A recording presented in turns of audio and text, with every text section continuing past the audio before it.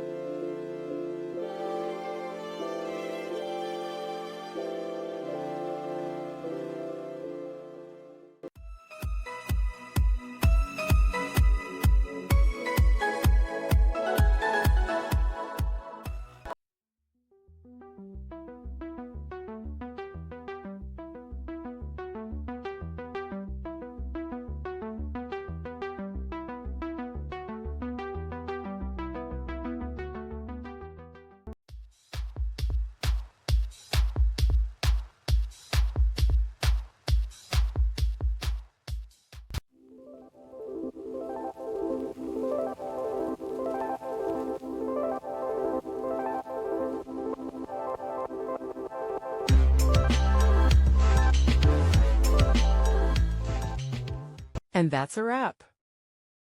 I hope you found the answer you were looking for. If you did, take a second to hit that subscribe button. It really helps out.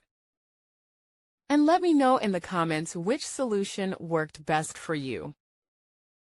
See you next time in the debug zone.